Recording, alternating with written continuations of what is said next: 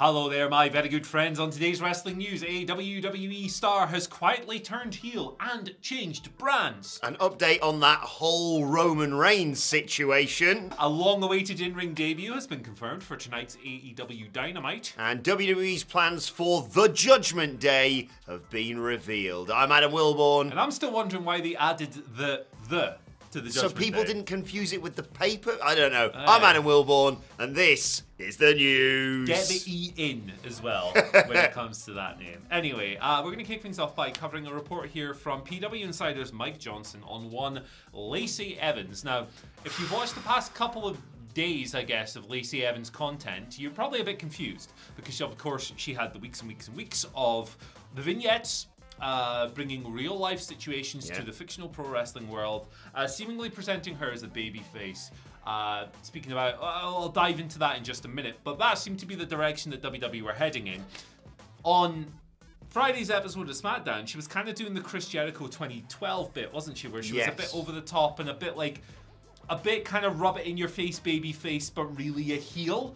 That was the kind of insinuation coming out of that. It was a strange change of direction. And then on Raw, we got kind of like a condensed highlight reel version of the vignettes that she's been delivering. The promos, the heartfelt promos that she's been doing on SmackDown. Now, quietly, behind the scenes, WWE now have actually moved her to Raw. That's why you got the package on Raw. And she's also a heel now, right?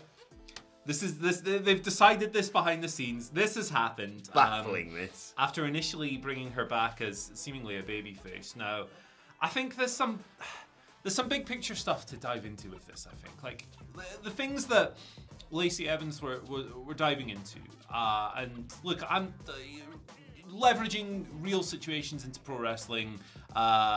It's been done for decades and decades and decades. Some of the stuff she was dealing with, I mean, she was talking about like her father overdosing and like other people in her family struggling with addiction, like somebody attempting to take their own life. It's the kind of stuff that, thoughtfully speaking, I think a content warning would be appreciated by a lot of people who could potentially have memories of their own past traumas brought up when stuff like this is explored on such a grand stage. And like, I think that would have been appropriate, put it that way. And to kind of to take that content and generate sympathy. I shouldn't call it content. To take those horrible experiences that Lacey Evans has had to go through, like harrowing stuff, like full respect to her for getting through these things, to take that and kind of use it as a ruse for a heel turn after generating babyface sympathy, I think that's pretty objectionable. Nonetheless, it's what WWE seem to have done here.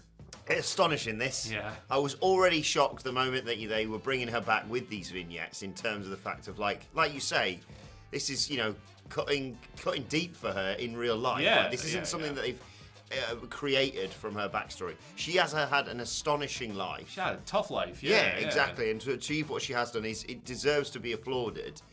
So I've always felt a little bit awkward when they were presenting this, but I was like, you know what? If we're going to say, she's not this woman who just, uses the woman's right and is an annoying heel with Baron Corbin, like you may remember her as, this is the real Lacey Evans now. Yeah. And then turn around and say, and this makes her a baddie, is just, I mean, it's if you ever needed more evidence, WWE doesn't know how to create baby faces anymore.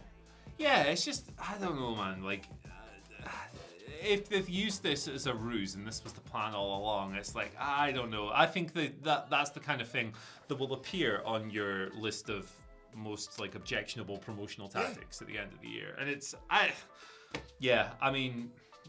I'm kind of at a loss for words with this story, really, because like you have the core part of it, which is they've just changed plans after 4 weeks, which is like weird, wacky stuff. But then you dive into and the wrong brands and it's all over the place. I kind of wish they hadn't done it. I wish they'd handled this a bit more thoughtfully and with a bit more care and a bit more sensitively as well. If you want to bring her back as a heel, bring her back as the heel she was. Yeah, precisely. You can switch up her presentation a little bit. She doesn't need to be like in the dress and with a big hat and doing the old timey lady stuff. Yeah, nasties. And she doesn't need to be doing that anymore. Just switch it up a little bit, and here we are. Anything else would have been better than what they've done, in my opinion, to turn her heel. Yeah, I agree. But anyway, we'll keep you up to date as and when that develops. Speaking of developing situations, though, Roman Reigns, big story coming out over the past few days. There was all the speculation about him leaving when he got that promo in New Jersey over the weekend. And then a report came out yesterday from Dave Meltzer, seeming to suggest he was going to take 10 weeks off between the 19th of June and the 5th of September. Well, the internet, understandably, rather exploded about that. My mentions were an absolute disaster when I mentioned this story.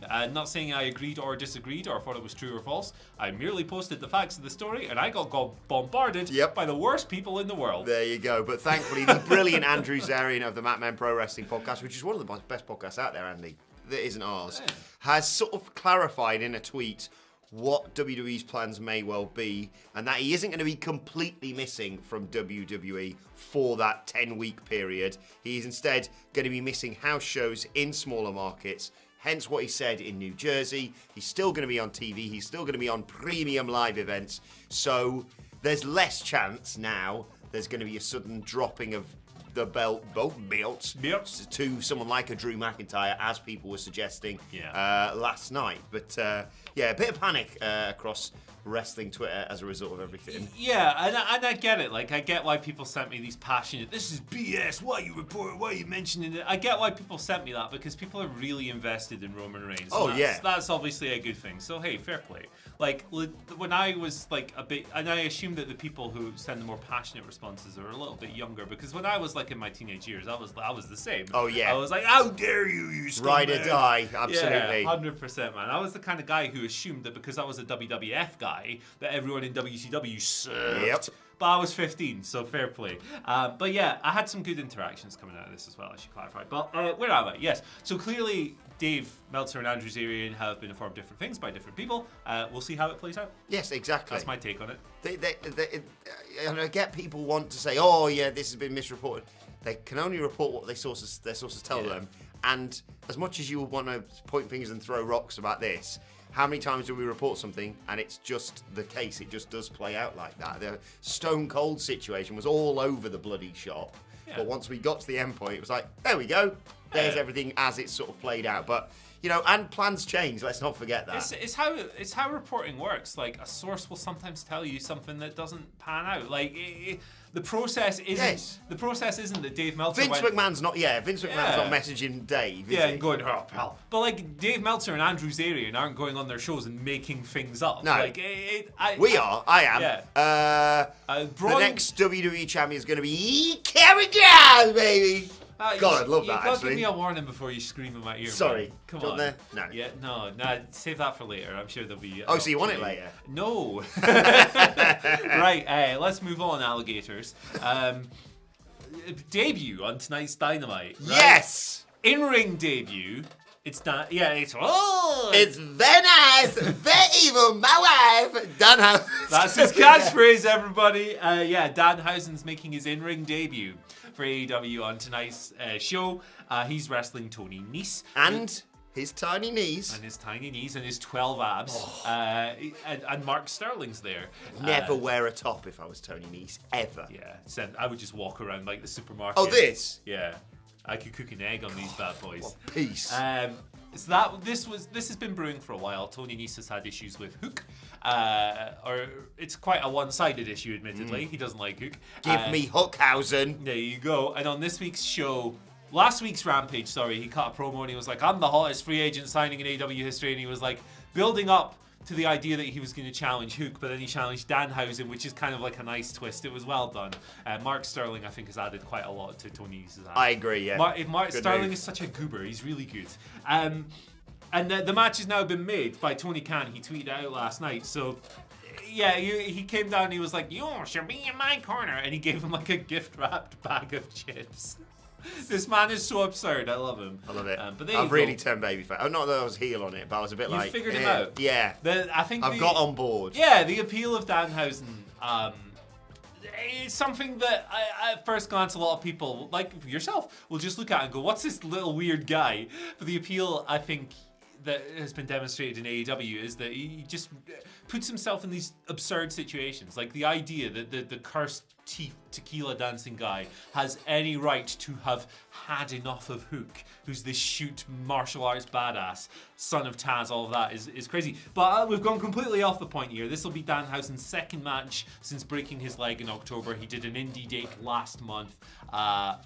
I, for one, can't wait to see what kind of wacky theme song he has. Yeah, and I'm looking forward to seeing what he's like in the ring. I don't really know a lot about him in between the ropes, so it's going to be weird. I'm excited to see it. A bit of a stacked card, isn't it, tonight's Dynamite? It's something like 6 singles matches. So here. And it's been, I think it's fair to say Dynamite's been a bit all over the place recently. Some great stuff, some not so great stuff. Yeah. Hopefully tonight is the night that they really nail it, because there is certainly the potential with that card. And yeah, best luck to Danhausen. Also, just as a side point, nice to see him back in the ring after he broke his leg. Always good to see people recovering from injuries. And good luck. Hope it's not a cursed debut. More impressions on tomorrow news, to be honest. We'll talk about all the fallout from Dynamite on there. And let's talk a little bit about the Judgment Day. Edge's new stable, of course. Rhea Ripley joined on WrestleMania Backlash and then wrecked Liv Morgan on Monday Night Raw. And according to PW Insider's Mike Johnson, they are planning, WWE that is, to add another member to the faction, which would make it a foursome, of course. Edge, Damian Priest, Rhea Ripley right now. I mean, it should be Ciampa, right? You'd think so. Yeah, that's all I really have to add to this. Like, there is the potential for, like, Finn Balor betraying AJ Styles and joining and making a purple demon or something like that. It could be the blue demon. But I think it works better. Add Ciampa. Then you can have some mint, like, 4-on-4 match with the Judgment Day versus Styles, Balor, Morgan, and Mustafa Ali. And you know what? Yeah, that'd be great. Yeah. Well, I think it was Fightful Select who reported in April that Ciampa was being considered alongside Rhea Ripley. Rhea Ripley panned out. Ciampa's obviously a heel on Raw. He's got a lot of justification as well, because he's arrived on Raw and just been completely overlooked, even by a production things. Yeah. It's like, here's Ciampa. Anyway, on to the next thing. Here's Tommy. So yeah, have him in there, and like, what a like decent mix of people. Veteran, interesting, young star in Ciampa. Young star. Smaller guy, let's say, in Tommaso Ciampa, but also, like, if you watched any of what he did in NXT, you know what he can do. Damian Priest. Damian Priest, massive guy. Rhea Ripley's real young. Potential, and future and previous, but also future. Probably should do it whilst she's in the stable. Women's champion as well. So yeah, really excited to see what they do with that next. Just maybe cut down on the bollocks in the promos. Yeah. I don't need 4 promos in one where they were like, oh, do you remember when CM Punk said that thing about signing autographs? And do you remember when so-and-so, like, oh, when Bray Wyatt called everyone sheep? Like, they're a bit, do you know what they remind me of? And I don't want to draw any comparisons, and I don't want to do any, who's better at what? Early days of the House of Black. They are.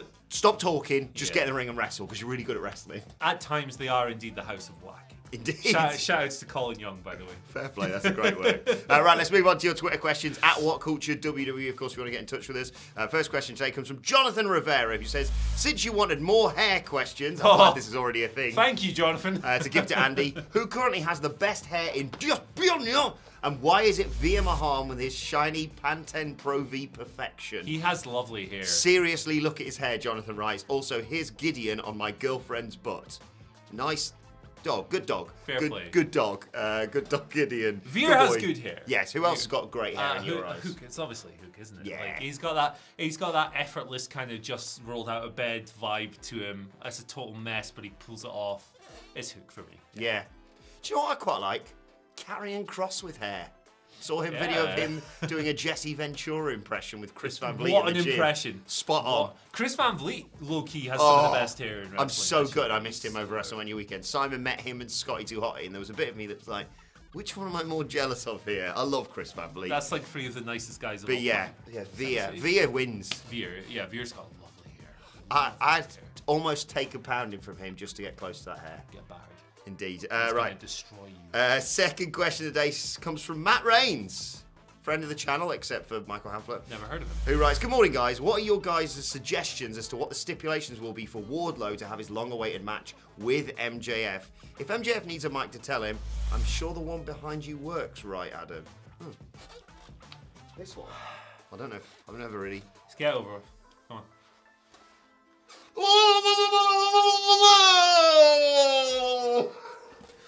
Ugh. Yeah, I think this is going to be a swerve. I think that Wardlow... Swerve Strickland. Swerve's going to be involved. I think that Wardlow is going to do something that really pisses MJF off and gets under his skin and just somehow coaxes MJF into accepting a straight-up singles match. I think that's how it's going to For Double or Nothing. Yeah. For Double or Nothing. Michael Dublé. I don't think Big E deserves a match, but, there you go.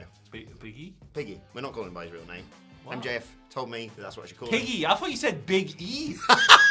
What? Get well soon, Big E. Get well soon. But yeah, Piggy doesn't deserve a match. He doesn't deserve to have a contract, to be honest. Yeah. He is ungrateful to one of the nicest men in this business. Yep. Sean Atkin gives us our final question of the day, who says, I love the signs in the background about random topics, especially video game signs in AEW. Yeah, I see them, and I don't really mention them, because I don't really understand them. Something about Final Fantasy or something. What kind of random topics would you guys like to see covered in fan signs at wrestling shows? Flat fuck. If you put the flat fuck Can you imagine? on a sign, obviously you can't go to the show. You can't write flat FUCK. The flat picture that you've got on your desk. Do you remember when was it Bryan Danielson or was it Punk? I think it was Bryan Danielson on Sidgwick's birthday. Did something I can't remember. It might have been his first match or something like that. And there was a happy birthday Sidgwick sign that said touch grass. A Grand Slam. It was a Grand Slam. Thank you, right. And our friend Jeremy got the photo. Yes, it was incredible, right? Imagine Double or Nothing, for example, if you are going, CM Punk wins the world title, or Hangman Page defeats CM Punk and retains, whatever. Something big happens at Double or Nothing, and a giant alligator is held behind them, or a crocodile, whatever you want to call it. I think that'd be it for us. I think we'd peaked. I think if you go to an AEW show, you're sure of a big surprise, or a WWE show, and you're in the hard cam in the view, if you hold up a picture of the flat, the one where he's massive, and he's flat, we will feature you on the news. 100%. Of course we will. You could be the background in the news for the entire week if you pull that off. You really could be. Also, just a sign that says "Free Deirdre Rashid" would be huge. All right, let's move on to today's and finally, and the Westfield one. A tweet that's been doing the rounds on Reddit Squared Circle. Andy, do you know of a rapper by the name of West Side Gun? Yeah, I love Griselda. West Side Gun apparently stopped his Griselda show in Chicago. Do you know what for? I have no idea. Well, I'll tell you, go and check it out on Andrew Barber's Twitter @FakeShoreDrive. Because West Side Gun just stopped the Griselda show in Chicago for a wrestling match between Kane and Hulk Hogan. All right. Oh, sorry, Hollywood Hogan. Okay. He got chokeslammed. All right. I love the crossover sometimes. It's just like there was the one the other week where it was like, oh, we're having a metal show. And Brody King's like, and I'm going to chuck Darby Allin into the crowd. It's tremendous stuff. At very least, West Side Gun is a known really big wrestler. He references wrestling all the time in his music. And even had loads of examples. I think they're from Buffalo, Griselda. So maybe they should do something with the Butcher and the Blade. Absolutely. It's quite the... I'm just staring at this now. Yeah. I love it. It's not quite Wale's show, which was just bonkers. Yeah. But... it's fun. More wrestling music crossovers, please. Yes, I agree. Mr. Worldwide. Right, let's know your thoughts on that and all today's news stories in the comment section below. Don't forget to like, share, and subscribe. And subscribe to WhatCulture Wrestling, wherever you get your podcasts from, for daily wrestling podcasts. Because, and he doesn't know about this, today, me and Andy Murray are going to be reviewing NXT 2.0. What? He hasn't seen it. We're going to jump in the studio in about half an hour's time. And I'm going to... I haven't watched it yet. I know. The best thing about it is with this show, you don't need to have seen it. Okay. The funniest thing is me telling you about the mad bollocks that happens on it. We're going to be reviewing NXT 2.0. The Dadley Boy's going to be previewing AEW Dynamite later. WhatCulture Wrestling, wherever you get your podcasts from. Also send us your thoughts and Twitter questions on Twitter @WhatCultureWWE. Sorry to sprinkle. Why am I only just learning of this? We've got meetings in the office. People are busy. And could you not get someone who's watched it? I don't watch it until my lunchtime. Where can people follow you on Twitter, Andy Murray? Nowhere, because I'm in a huff now. You can follow me on Twitter @Andy Wilbur. Follow us all @WhatCulture WWE. But for now, thanks, Andy. Thank you for joining us, and we will see you soon. Hey.